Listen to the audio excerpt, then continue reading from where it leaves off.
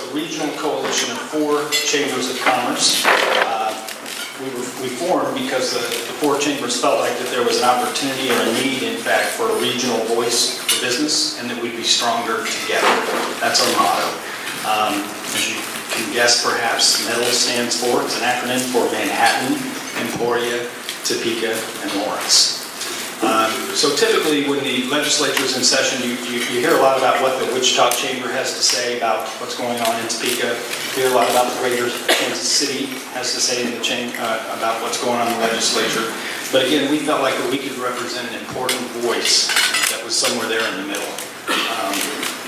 We've got a lot of commonalities. We're all, of course, a part of the Animal Health Corridor, which uniquely positioned us to lead the nation in the areas of things like animal sciences, food science, and food processing and safety, among other things.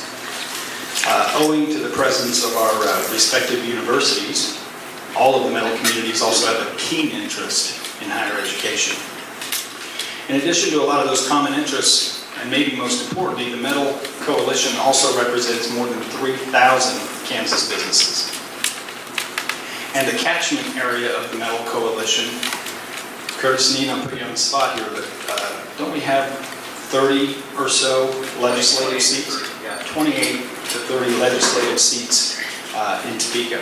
And last I checked, I think 15 of those were in key leadership positions. So it's our hope that as we continue to bring chamber leadership and our legislators together at annual events like our annual METL Legislative Luncheon, that our legislators will also begin to think regionally.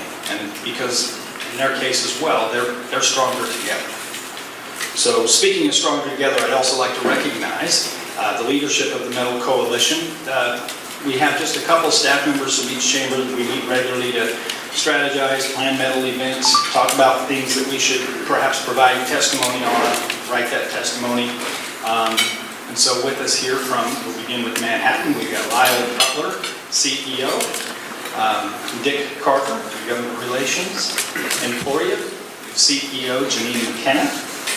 With Topeka, we've got Matt Pavarnik, CEO, Curtis Sneed, Government Relations, and of course for Lawrence, our very own Larry McElwain.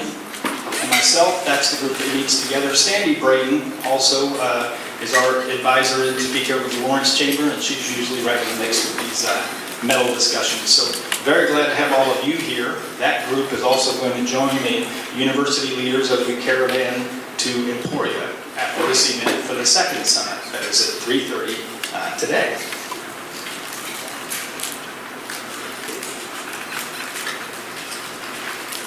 So METL Coalition, we're still in our early stages. Can no longer say that we're in an infant stage, but we're, I believe, year 3 beginning now. So we're still to a toddler. However, people are noticing our legislative agendas and the testimony that we've been providing at the Capitol has definitely garnered some interest. In fact, today's summit came to be when Chancellor Girard asked Larry McElwain how the universities might best engage the METL Coalition to bolster their advocacy efforts in Topeka. So with unemployment rates being at 3%, virtually no unemployment, it is easy for employers to focus on those institutions that are providing students or potential workforce with those credits and credentials that are very closely coupled to a job or job opportunity. Those with skills. However, we can't lose sight of the importance of our higher education institutions in developing our workforce pipeline.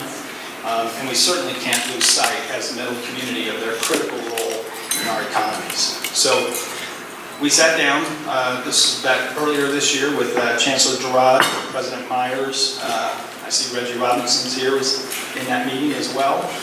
Is Sue Peterson here? Sue's not here. But at any rate, we sat down earlier this year to see how we could best meaningfully engage the business community with our higher ed institutions. And the result of that conversation was the METL Workforce Summits. The leadership of the METL community and higher education institutions are now on a listening tour starting today. And they want to know how they can better support the METL region employers to fill METL region jobs. Anyway, welcome. At this time, I think we'll start with university leaders, and if you wouldn't mind, perhaps starting with you, Chancellor Gerard, just a couple minutes for some opening remarks about your expectations here today. Absolutely. Thank you to you, and thanks everybody for being here. And I want my colleagues from K-State made it. I think you flew in this morning, didn't you? Yeah. So this day and age, to be here on time and saying something. Yeah, I mean, I think as we started this conversation, you know, and we collectively talk as well, that it's very clear that when we go to Topeka, there are certain things that our legislators expect us to say. And therefore, quite honestly, it doesn't carry tremendous weight. Who does carry tremendous weight in Topeka is you all. The business owners across our state, across our region, who are living in this environment and this dynamic on a daily basis. And so, starting that conversation, really, the METL team came together to really think about how we could do better work together, to advocate better together, but also to collaborate together and to meet each other's needs. And hence, that's part of the conversation today. I was just going to take a couple minutes to put maybe a little bit higher framework on the workforce conversation and pass it to my colleagues. But I first became interested in this about 5 years ago when I was asked to co-chair an effort in Kansas City to lead a bi-state 18-county economic development effort to really figure out how we could, as a community in Kansas City, grow faster. We were very strong going into the recession. We've been very sluggish coming out of the recession. And so how to look at that. And it was through that effort that it was clear that a number of dynamics were going on. But certainly one of them was engagement with higher education of all types, because we all know that somewhere even close to 90% of jobs in the future are going to require some form of education after high school. Maybe a certificate, maybe an associate's degree, maybe a 4-year degree, maybe a doctorate. But it's going to require something. So in looking at that, we also realized that actually we do a pretty good job of educating our populace. We are above the national average in terms of the number of our populace, for example, that has 4-year degrees. What we were challenged with is where those degrees were. So when we looked at 2/3 of our degrees in this region are non-STEM, and 2/3 of our jobs in the region are STEM jobs. So we do have a bit of a misalignment there that we have some opportunity around, at least in the Kansas City metropolitan area. And so started to look at that. But what we also heard was, and we alluded to it, of you know, less than 4% unemployment rate is a challenge. It's a challenge for everybody. And yet, when you look at the backdrop of what's happening in higher education, nationally, we've seen fewer students enrolled in colleges and universities every year for the last 10 years in America.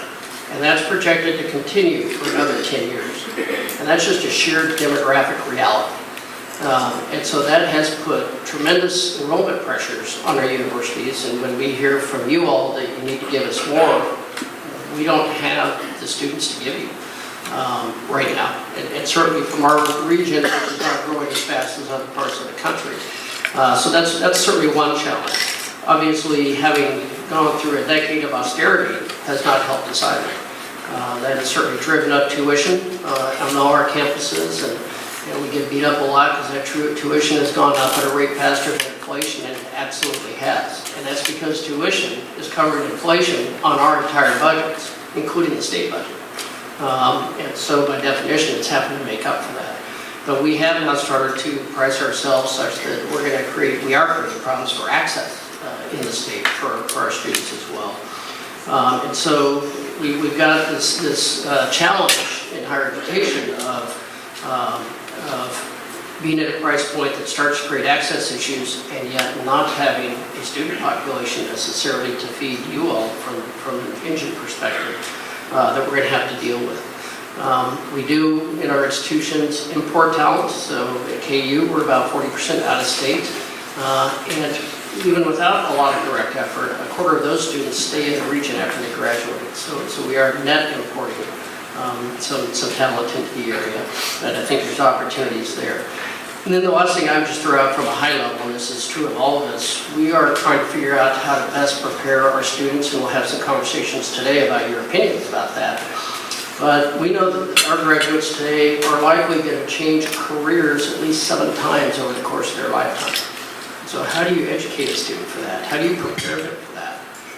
when the actual content that they're learning is probably going to be obsolete within 10 years. So it's really a skill set that we need to provide them with, and then some tools to do that. So it's a very interesting time. It's a very dynamic time. There's going to be, I think, tremendous pressure on employment in this country. That's really in our region as well. I'm going to stop with that and pass the mic. Thank you, Doug. I'll just add where I can fill in a little bit. First of all, one of the reasons I came to Kansas, back to K-State, was I think to try to help Kansas grow. That was my thought.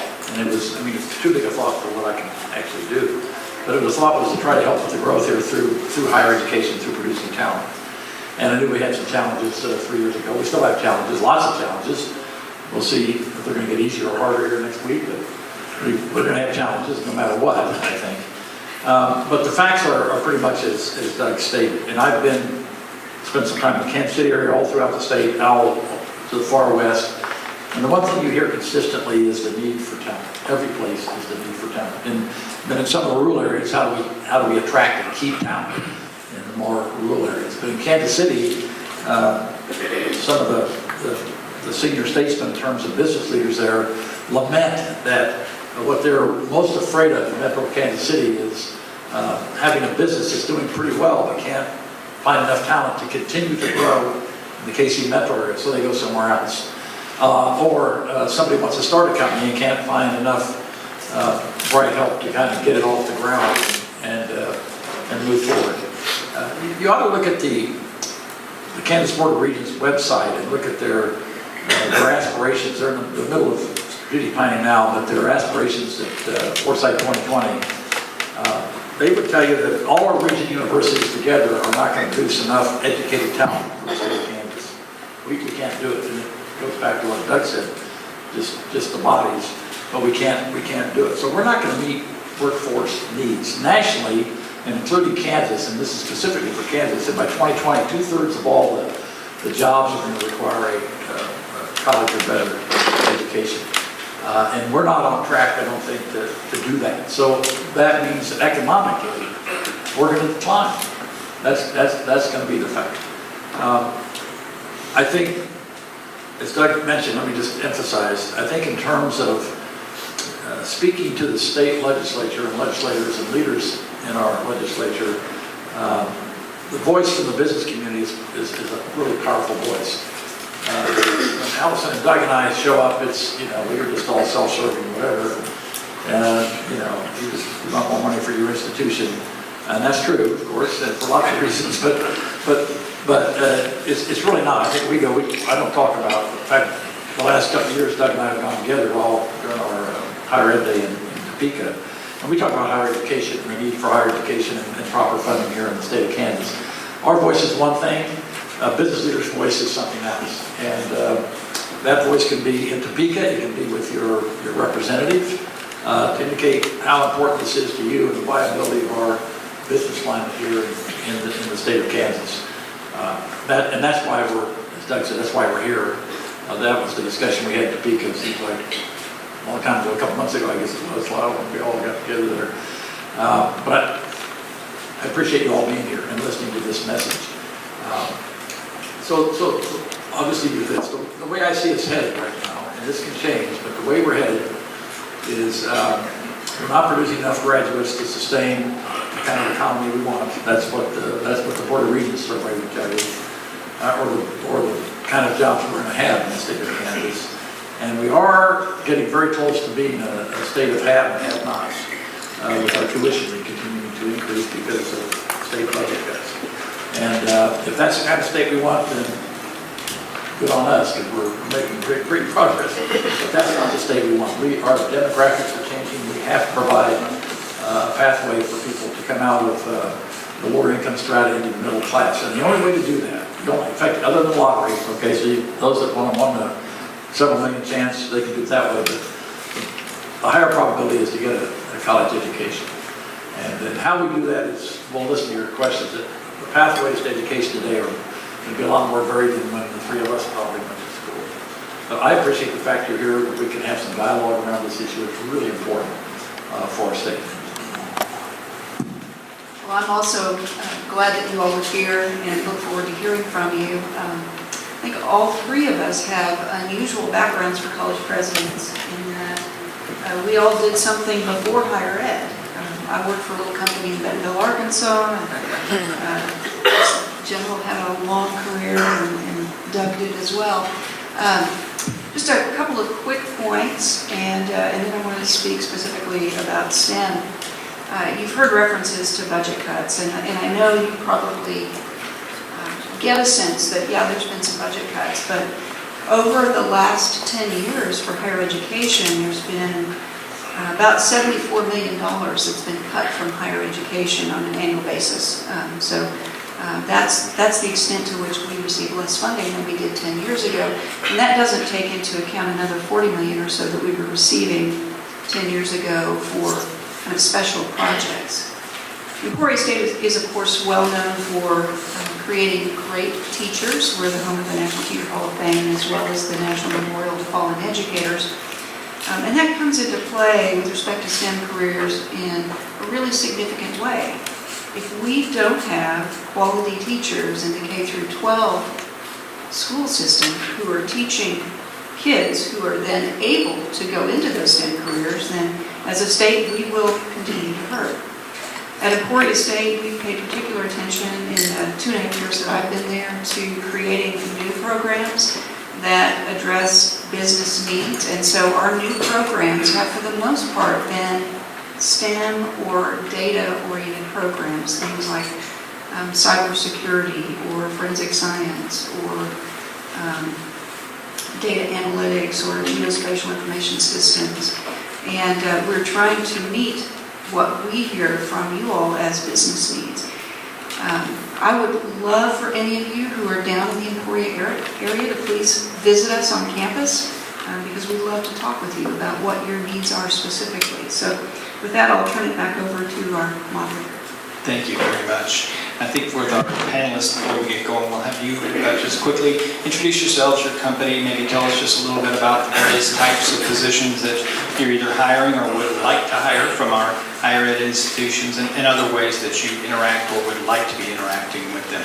And again, I apologize, we'll need to share the mic, but why don't we start with Ann and move left to right here.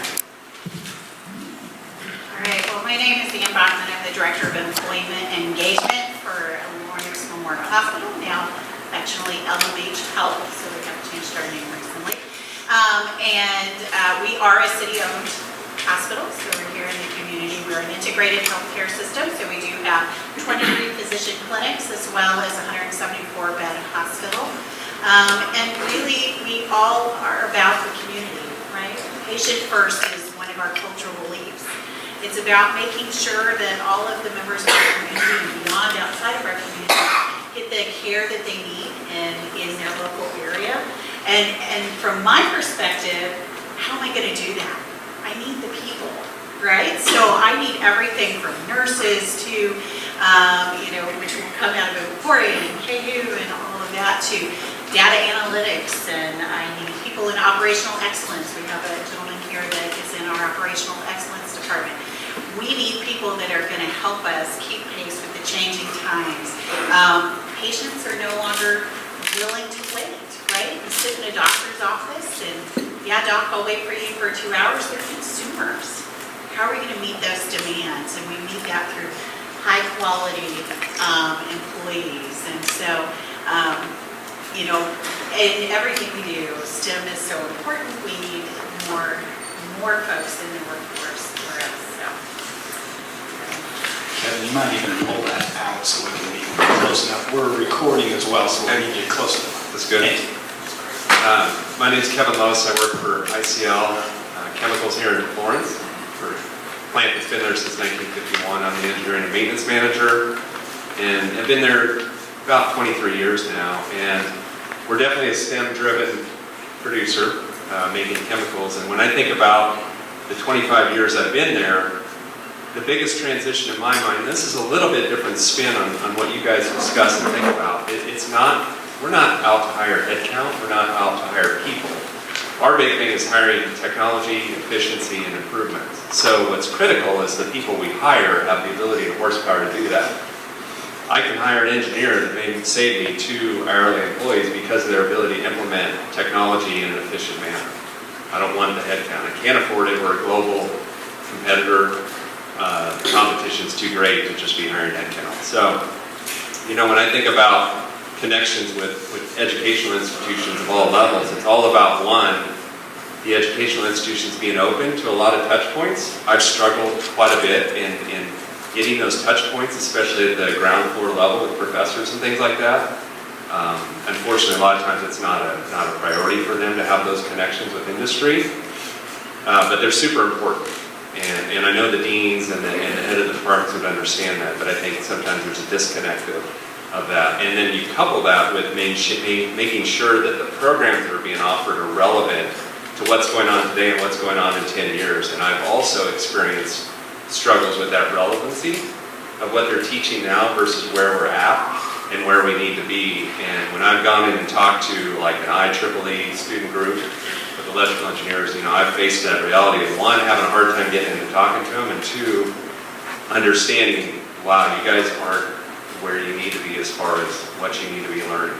And so anything we can do to grow those touch points and anything we can do to help industry, and we're not a big producer, so we're not going to come into KU or K-State or anybody and be a big producer and gain a lot of attention, but there's a lot we have to offer as far as this is what's going on in the industry and this is what we need in 5 or 10 years, and where I believe there are gaps and where you guys are really strong. So this is a good opportunity, and I think the more we can establish these connections and be open to those discussions all the way down to your, like I said, the professorial level is the big one, and what's a priority to them, the better off you're going to be at being able to hit the mark.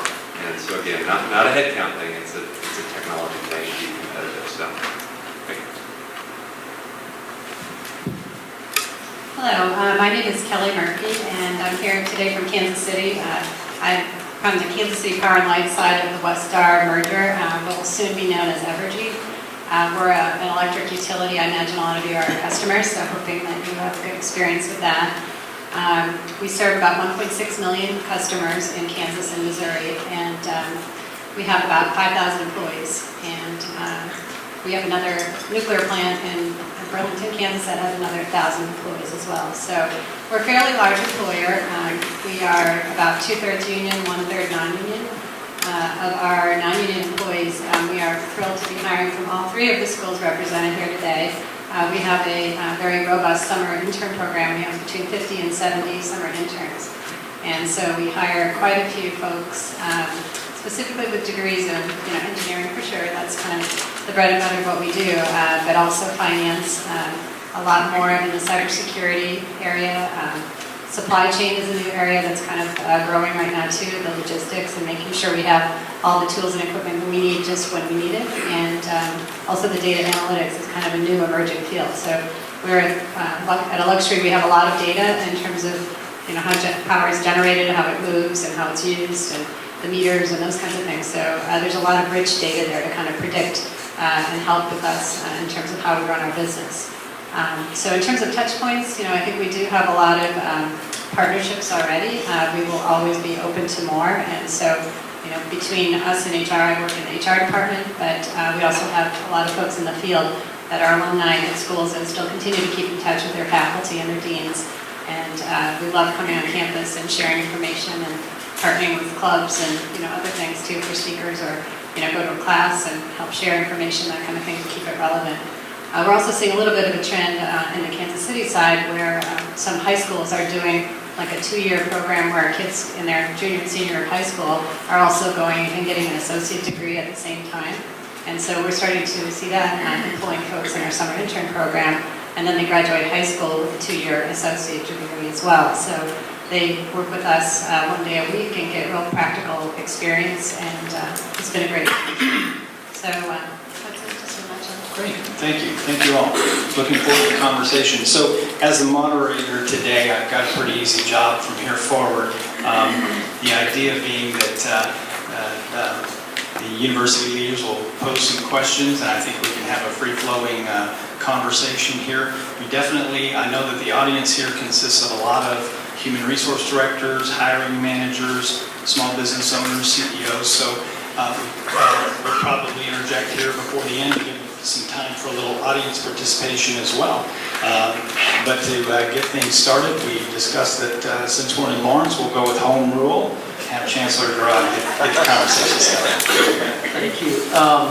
First of all, thank you for being here and sharing your comments. I think some of Kevin's comments in particular are spot on in that when we went through our process in Kansas City talking to leaders, it didn't matter what industry sector it was actually, we heard a number of things, one of which was your graduates don't have the skill set to hit the ground running, and they really couch that often as soft skills.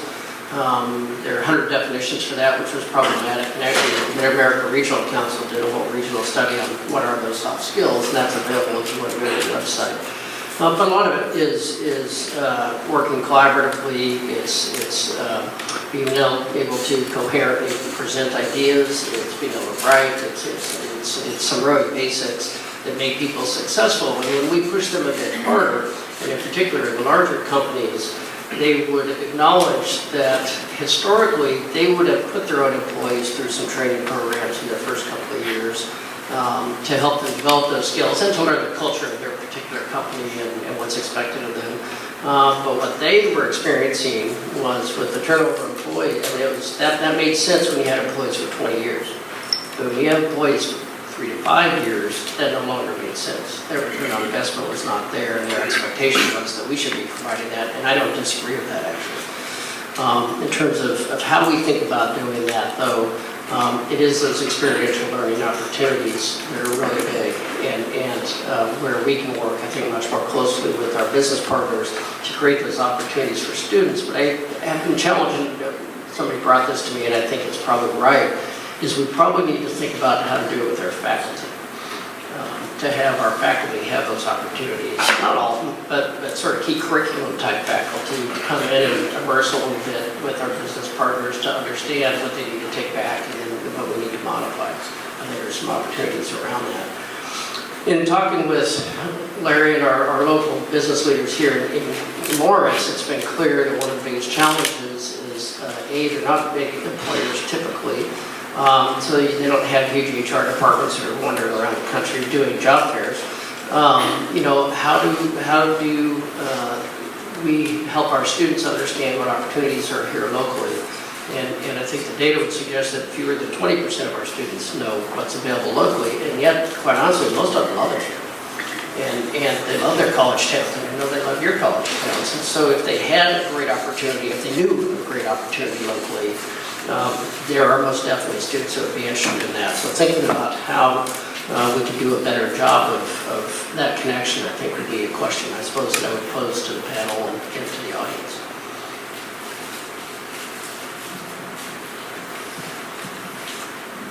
Well, I think we could do a better job of marketing, kind of coming from the utility industry. We compete for engineers with companies that seem to have more attractive or desirable, I won't use the word that comes to mind, but we compete because we're more traditional. It's a very stable, solid career. When people come to us, it may not appeal to a college student, but you can actually live in the same city and not have to move or go on the road as a consultant might. We compete for engineers, all the big ones in Kansas City, the Black Beaches and the Birds and McDonald's, and those kind of can sound a little bit more attractive to a 22, 23-year-old coming out of college. But when they have kids and they want to coach their kids' teams and things, like it becomes also much more attractive to stay home, or you can sneak out at 4 o'clock one day and coach your kids' soccer team. So we try and market that, but trying to get in the head of a student and kind of let them see around the corner a little bit what their life might be like a few years down the road, as opposed to right when they get out of college, is something that we struggle with. We love hiring locally. That's kind of where we tend to have our biggest pipelines of talent. But we also hire nationally if we have to, if we can't find the skills locally. So I think the cities themselves sell themselves. if we can get a person to Kansas City or Lawrence or Topeka or Manhattan, I mean, we can get them here. I think the cities are great places to thrive and learn and grow. So we have pretty good success when we get people here. For us, it's kind of an image thing. I think our average age of our employment base is about 46, which means for new kids joining us, there's a lot of opportunity there as these boomers leave the market. So, future thinking people can see that, but not every kid can do that. It's really us trying to market kind of the opportunities that are available to them. So it used to be people would join the workforce and 30 years later retire with their gold watch, and we're not seeing that anymore. It's much more, but that also has a lot of innovation, and people bring new ideas too, which is great. I'd probably say one thing that would help, and I see it at some other schools that we work with, is being more open to changing kind of the game plan of how you do things. So I think everybody recognizes now that, especially if, but even bigger employees, definitely for us, because we don't hire a lot of people, and that's the honest truth. So when you hire somebody, you want to be spot on for a lot of different reasons. So a kid, it's almost mandatory now that they have an internship or a co-op when they come out of school to hire them. I think that's a game breaker if they don't. And you can see kids when they come to career fairs and they haven't had that, they are scared, they are pale faced that they don't have, because they realize how important that is. Some other schools that we particularly work with have done a better job at expanding what that means. So they've gone from doing internships into doing co-ops and things like that. It's hard to learn about somebody in 3 months. And so they've kind of restructured their program and have offered that ability that they're working with you for 6-month periods, so that when you invest in them, there's a greater likelihood of success because you can't afford a lot of failures in those investments. So I think there's got to be a redefinition of how you offer up opportunities. Being a local employer, specifically with KU, there are other opportunities that were here. So if they did an internship, they can continue on some during the fall or spring. But I think some of it's just kind of recreating how you structure your classes and how you get people out into the workforce more during their college career. So one, they know what they want to do when they come out, and the employers have a good feel of who they are, so the two can come together in kind of a mutual marriage and make sure of success. Aside from that, anytime you work in a university town, it would seem like it'd be right for an opportunity to have partnerships with technologies and things like that. So kind of back to those touch points, that's kind of the challenge. But that's specifically what keeps us from hiring people from local universities is not having this co-op program. That's kind of been the successful route we've gone through.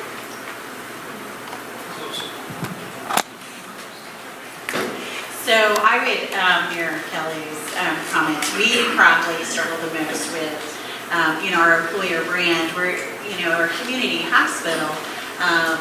But it's amazing. I just went to a pre-nursing club meeting, and they were like, "Oh, I don't think I can work at LMH, while I'm in school." I'm like, "Yes, you can.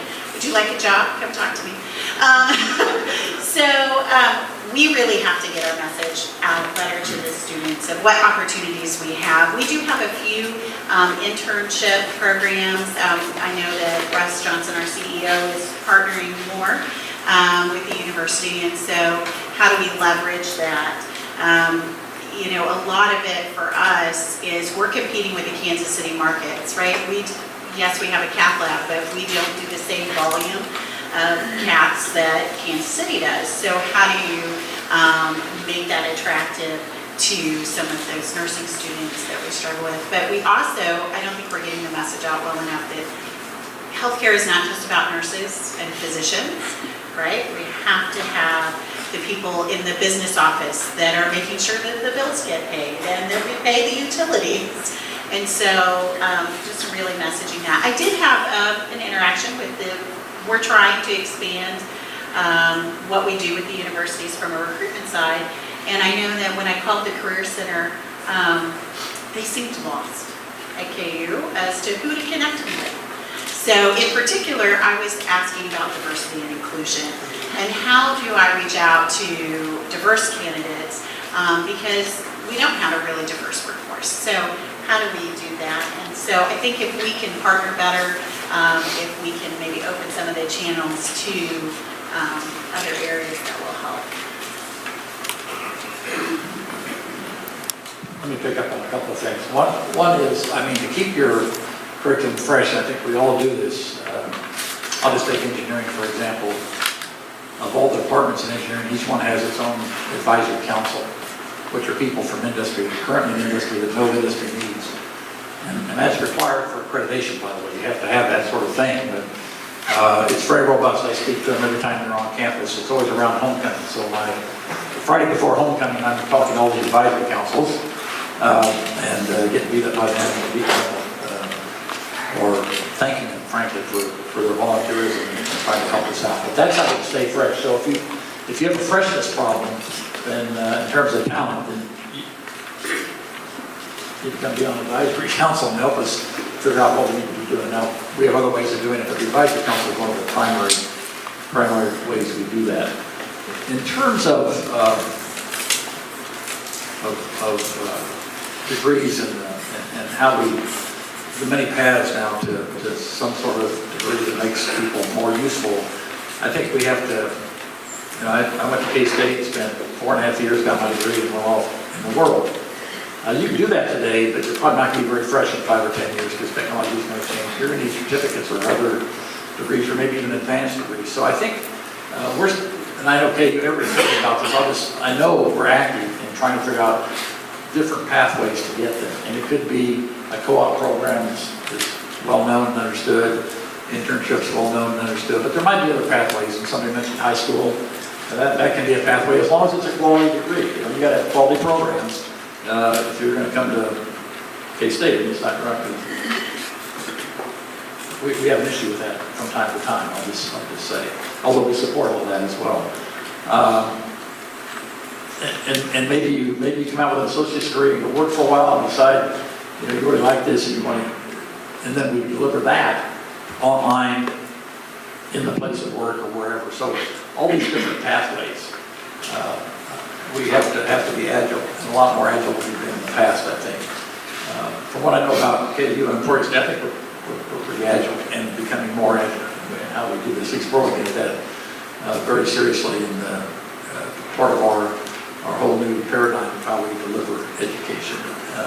The thing I would say is on the soft skill part, this probably isn't exactly a soft skill, but a lot of folks that graduate from engineering or other disciplines or in the ag fields, to have some business acumen is important as well. So we're combining a lot of that now and making it easy. An engineer can spend 5 years, come out with an engineering degree and an MBA. And well, it's not easy, it's hard work for the student, but it's conceptually, scheduling-wise, pretty easy. But that's attractive, so more interdisciplinary work. A lot of our folks come out with a minor in leadership studies, which gets to a lot of those soft skills. Ours are focused around ethical behavior and the ability to present, speak on your feet, and so forth. So all those programs are at work. And I'll leave it there. I mean, this is all evolving, I think, because education has to evolve. And your schools here in Kansas have to be a lot more agile than we've been in the past. Having said that, we do have some constraints. But, You mind that I add something to that? Sure, absolutely. Because you brought up a really good point about something that we look for, which has been another big change in what I've seen is the engineering business combo is a great combination, certainly because I can attest to the fact that an accountant's never going to speak engineering language, but an engineer needs to learn how to speak an accounting language, or things don't go. But even beyond that, even more challenging is when we hire engineers, for example, if they can come in with some dual skill ability, so mechanical and electrical, that's super powerful. Kind of get back to we don't want to hire head count. So the more ability they have to do multiple things, if they're a chemical, but they can do process controls or whatever it is, that's huge for us. So kind of redefining what it means to be, so that isn't I have a mechanical engineering department, I have an electrical engineering department, I have a chemical engineering department. I have an engineering department, and I want to put people out there, and if they can do all 4 disciplines or whatever, that would be the ideal candidate. We don't want to just hire an electrical engineer. We want to hire somebody that can drive home the most efficient project, and the more they can do, the better off they are for that $100,000 or whatever we're paying them. So that's a big thing going forward. I think, depending on the size of the firm, smaller firms, I think, need the utility infield. They can do many things. And that's what I heard in Murraysville. I was up there about 6 weeks ago. And some of the industrial plants up there, manufacturing sites. And they can't stand just having somebody can just do one thing. They need somebody that has, will they learn it on the job, or will they come out of school with some of those basic skills that they can take forward. So that's the kind of thing I think that we need to really think about here in Kansas. I would say one other thing, and I mentioned to my table that there was the last May graduation, I was talking with this young lady, and I said, she just had her diploma in her hand. I said, this must be really exciting. I graduated. She says, yeah, I'm excited about that. She almost had tears in her eyes. I really hate to leave Manhattan. It's probably true for Lawrence or just really hate to leave. I want to work here. And there's nothing there. So I think as we think about our quote job fairs or whatever the proper title is these days, that we make those compelling pitches that encourage young people, tell them, hey, you can stay here, you can do this. And, and it's not going to limit you here. And as Doug said, I think it's 3 jobs by the time they're 32 or something. I mean, they're inclined to move. But that was the last generation. Now we're Generation Z. We'll see what they think. So we've got to, all got to be agile too, so we can keep up with this. We're not sure where it's going to go. But the more we can do to make students aware, faculty can help, but they often, they may not be up on the latest. The worst thing we can do is have faculty that encourages people to go East Coast or West Coast for whatever reason. And I'm not sure that we do. That's not good for what we're trying to do here. Let me start with a comment, because I'm afraid I will forget to say this. I did leave some brochures on your tables about Emporia State. Thank you so much for passing them around. Did you? Yes. And so you can take those with you.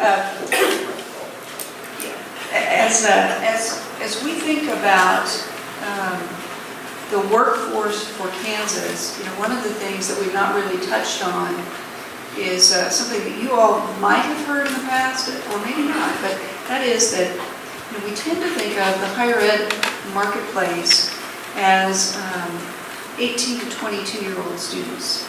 And that's true in large measure, but 40% of the baccalaureate degree market is a non-traditional student. And so I have a 2-part question for you. Your next CFO might not be an 18-year-old starting at one of our institutions. It might be somebody who works reception or in the maintenance shop at your businesses. So what can we do as higher ed institutions to help grow those employees, or to educate your employees with continuing education opportunities, even if they already have a baccalaureate or graduate degree?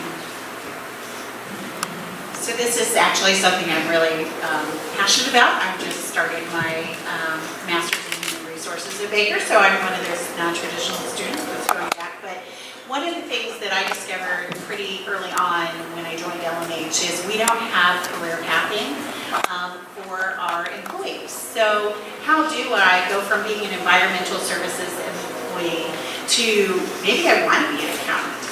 And so we need to start building those partnerships. And one of the ways is, we do have some institutions where we do have a discounting program. And so, of course, I do end up saying, what do you want to do when you kind of quote unquote grow up? Or what's your future plans? And I guide them into universities that have programs. Have you thought about doing this online? I'm taking online classes right now. You can do it. And so I think for us to meet our future needs, we're going to have to do that. And so it's really important to us that we give our employees opportunities. So I don't know if a lot of you have tuition reimbursement programs, but that is one thing that we do to help our employees grow. Because we know that you may not be able to go to college right out of high school. You may have to work for a while. Or you may just decide, 30 years into your career, I want to do something new. I have nurses that have worked a whole career and have decided, well, let's try something different. So any opportunities we can give, one, it drives you to education, but it's going to make us stronger in the workforce. We have an issue we have to do more with less all the time. CMS says, hey, we're only going to reimburse you this much money. So I need radiologists that come out, they're grad techs that can do multiple modalities. So I'm going to have that crossover. So giving them opportunities to go back to college to get certificates is one of the ways we're going to have to do that. Sure, I'll jump in and echo a lot of those comments as well. We have a tuition reimbursement program, so we strongly encourage people to go back, whether they're obtaining their undergraduate or other masters or other graduate degrees as well. I think from a school perspective, what we appreciate, and I actually serve on one of those advisory committees at UMKC at the Missouri side, but they are now, and we're encouraging working with them to do career, having their degree be part classroom and part online, and it can be sort of tailor-made, plug and play for the student. And so for non-traditionals, or if folks need extra time for childcare, or their time to study is between 10 p.m. and midnight, which happens to be for a lot of people the quiet time of their day, they can structure their program to meet their needs. So that's just one thing that we're seeing. Another, we do a lot of rotation programs that kind of introduce people to different types of fields within our company, and so that could spark an interest in another area. From a school perspective, just exposing them, and I know you all have really great curriculum where you have different types of disciplines that you introduce it as a requirement for their degree, including humanities, and including, for us, we are very focused on being good community partners and being focused on our environment and making sure our communities are strong in which we serve. And so kids that come to us with kind of a social conscience is a huge plus. And because every one of us, we do community service work, we serve on nonprofit boards, it's in the DNA of who we are. And so we love that when we interview students who have that kind of philosophy. We know that's going to most likely be a good fit. So it's just, I think that's one other little thing that I've heard of recently. We don't have one of these. It sounded like kind of an interesting idea, but companies are starting to have an actual position called a dream maker.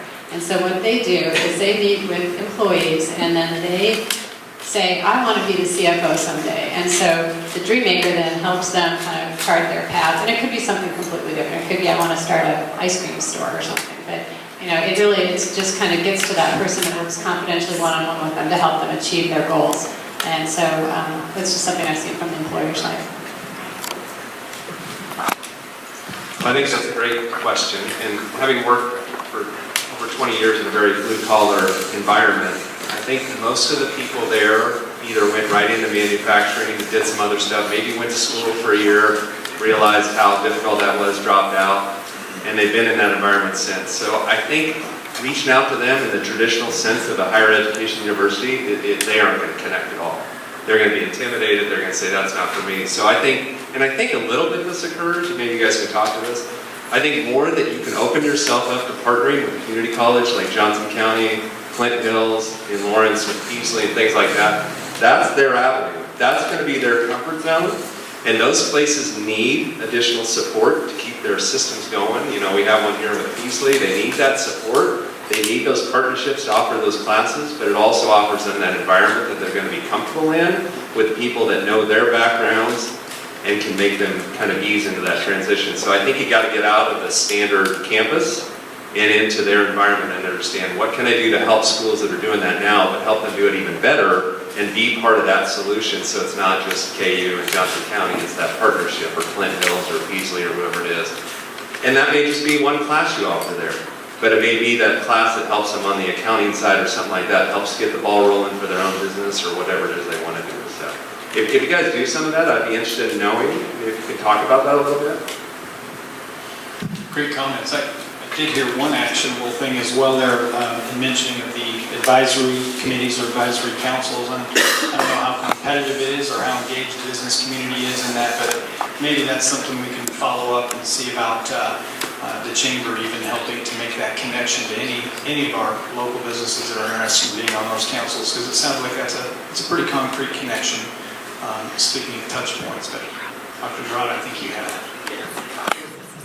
Actually, Kevin, I was going to say we actually have a lot of those programs I'd love to talk to you about. I wanted to know if Larry, maybe you wanted to talk about the initiative that your chamber took on last year, I guess it was, to think about how to connect with our students and let them know what the opportunities are. Thank you. We've kind of got two initiatives going on at the same time. we've got an initiative that was brought to us by the Honors Department at the university. They've got about, I think, 1,300 honors students, and we are creating some opportunities for those honors students to job shadow in businesses here in Lawrence. We're just getting it going. We're in our second semester of it. We're hopefully going to have maybe 10 students this semester, in the spring semester. And it's an opportunity where businesses can volunteer to be a recipient of a student that job shadows. So again, the Honors Department at KU is doing an excellent job of screening those people. We have, as our goal first needs to be to help the students get to know a little bit about business, but another goal is almost equally as important because we like them to stick in Lawrence so they know that they've got an opportunity that we talked about here earlier about an opportunity to stay. Okay, that's one initiative. The other initiative we've got going is with KU Careers. We're also working with KU Alumni Association in their career department. But we're working on, hopefully this spring semester, we're going to have a job fair that will focus on local businesses being there. I think President Myers brought to our meeting this last spring, that he asked for the businesses in Manhattan to put a little sign up that we are a Manhattan business so that people that attended the jobs fair know that this is an opportunity for you to stay in this community. This is a company that does business here.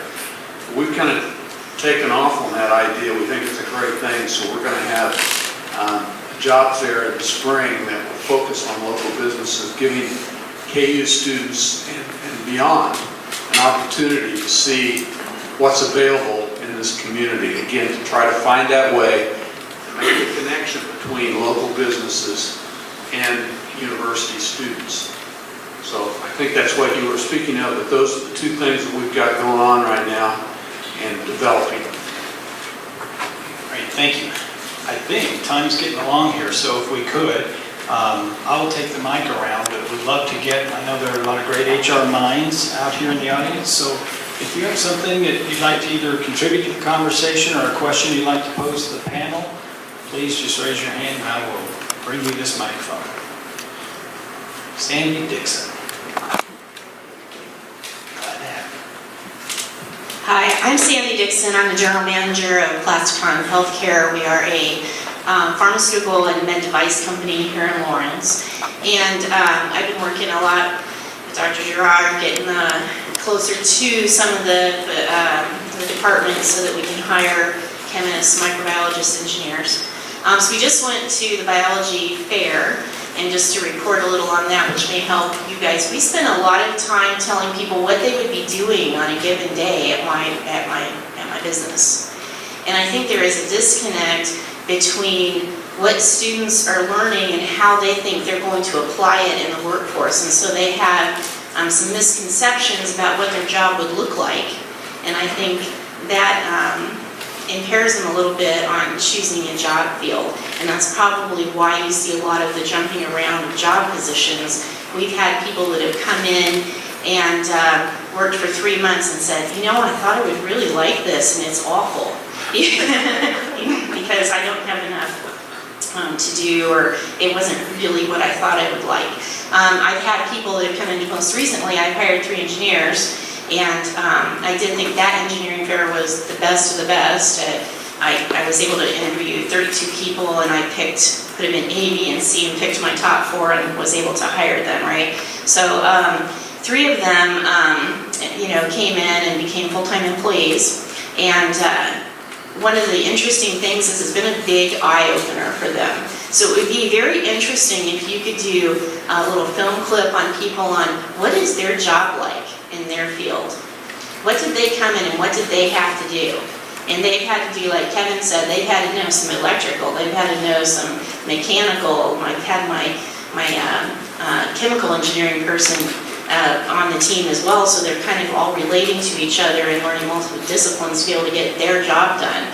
But I'm sure if you talk to them today, we hired them in May, that they would tell you something totally that what they are doing now is not what they expected. And so I think getting that into them and maybe interviewing some recent grads that have gotten a job and say, hey, what is your job like? So that your other students can benefit from that. Okay, any other comments or questions? I'm just going to make first of all, I think we all know that this is not just a Kansas issue that we're talking through here. I'll just throw out an example. I think 2 weeks ago, there were about 65 Kansans in Chattanooga, Tennessee, and we got to hear really the tale of two different organizations. Volkswagen came to us. They need to hire 1,000 people. I can't remember in what time frame.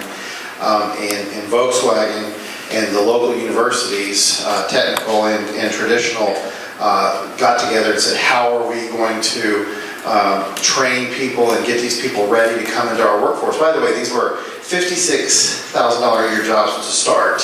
And after a lot of discussion and negotiation, they ended up really just coming to an impasse. And because the universities couldn't be as nimble as President Myers says, and at the same time, Volkswagen, they need these, they have to hire these people fast.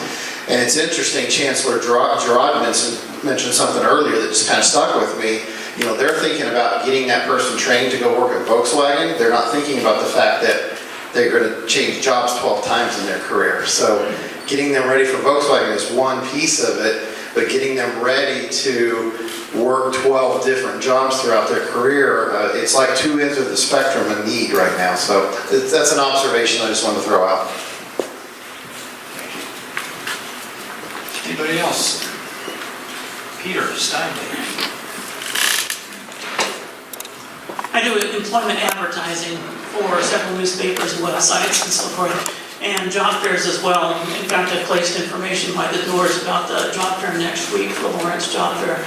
And I would say 75% of the positions that come to this job fair are not university degree requiring. 25% are. And just the desperation of employers to find people, I find that they're using job fairs more and more. But one problem that I see is, and maybe it's in the advertising area that we can address this or help address this, is how to get the information to the job seekers of what the job is really going to be like. And to the students, I know that some students, they go into a major thinking, well, I like art, and this might, graphic design might get me there, and then they find out in the real world that graphic design jobs are few and far between. I was sitting at a table at a banquet with a dentist, and I said, so what should you like to do if you're going to become a dentist? And he said, art and small things with your hands. And maybe you want to have your own business. And I thought, I should have been a dentist. I'm an artist. I like building models as a kid. I want my own business. But I thought, white jacket, indoors all day? Yeah, And so I would really like to see a course for university students that helps them understand what jobs are going to be like when they get out. Because the experience I went through it as I talk to my kids, they don't know what the world's going to be like or what a job's going to be like. And they form impressions on very minimal information about what a career is going to be like. And then they come out of college, like you said, from Plastic Con, they come out of college with a degree, they get a job and realize, I don't like this at all. And so some more information in college, in the job posting system that we have, which I think is sadly inadequate for the technology that's available to us, but more communication to the job seekers. Maybe just one comment on that. And, one of the challenges that as we think about all these things, and actually Allison said, I'll touch on this first, none of us are traditional leaders of our institutions. And we come at this from, I think, a very different angle. And we see this as a very important part of what our institutions do, and we are state institutions, and we feel very mission-focused in that regard. And so we take all these things very seriously. But what we're also seeing is we're attempting to get our students out in 4 years for cost, among other things, which means they're carrying 15 credit hours a semester to do that. We also know that our students, our undergrad students at KU, work on average 21 hours a week outside of school. And so when we think about all this additional programming and resources that we bring to bear, getting it to the students who need it is really challenging because they are busy just trying to get through school and pay their bills.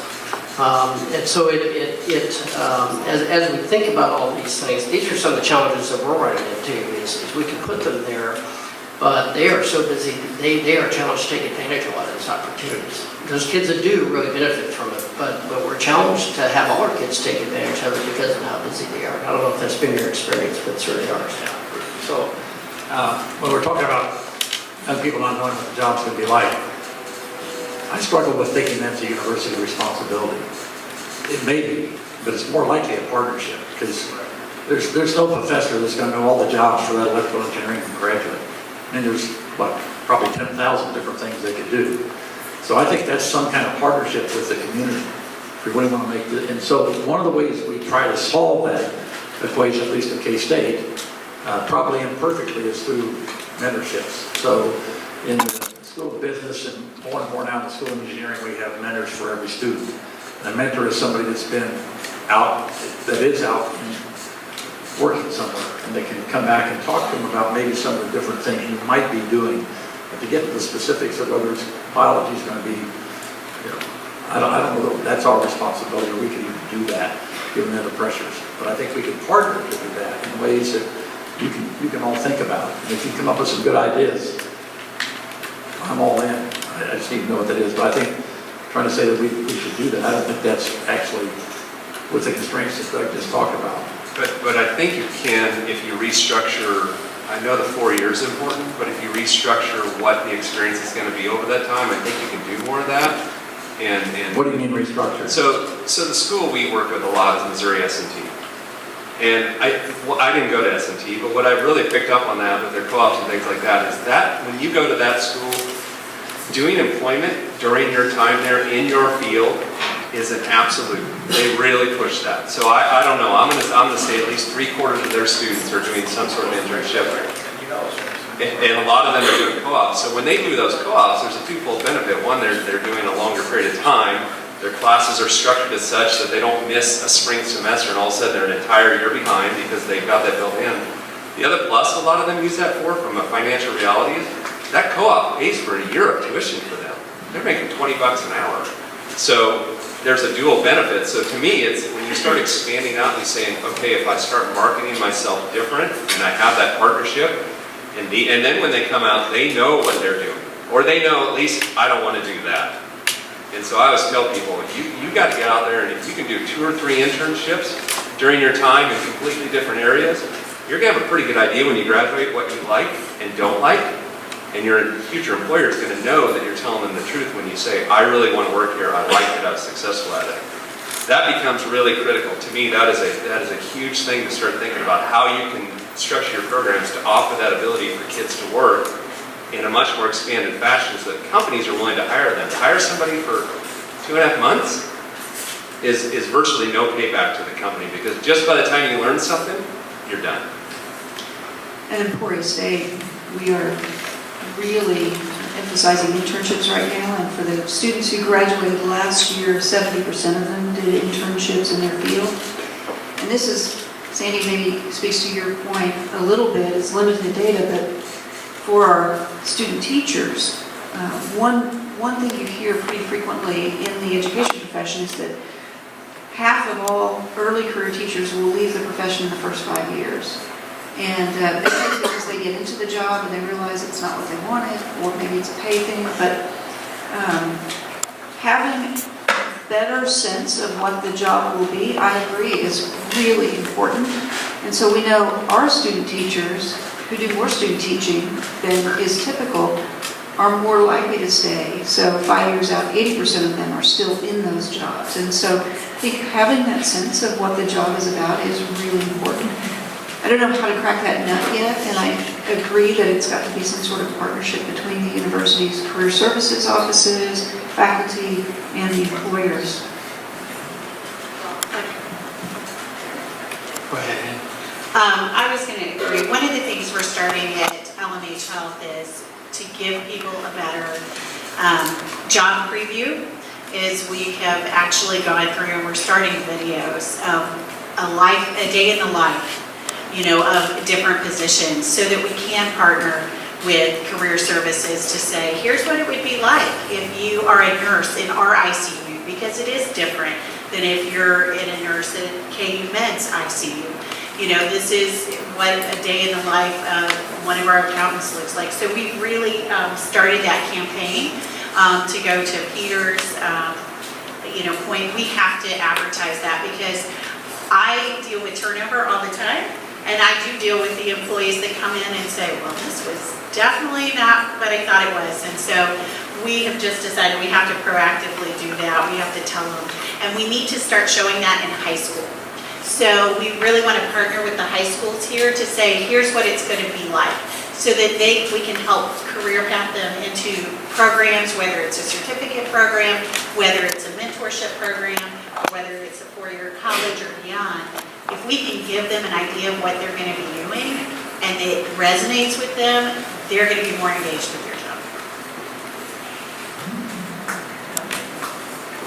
Okay, great. Am I missing? Is there time to Sandy? add? Yes, let me give you the mic.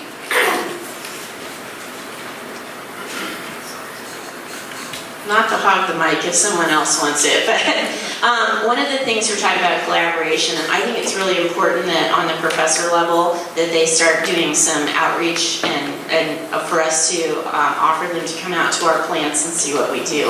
I know the only time I've really reached out to the university is for the engineering department for capstone projects. And I'll show them my entire plant with all the departments, and they always go back to wanting to do one thing, which I've always denied. They want to do ergonomics, and so they take it back to the students that all we do is packaging lines.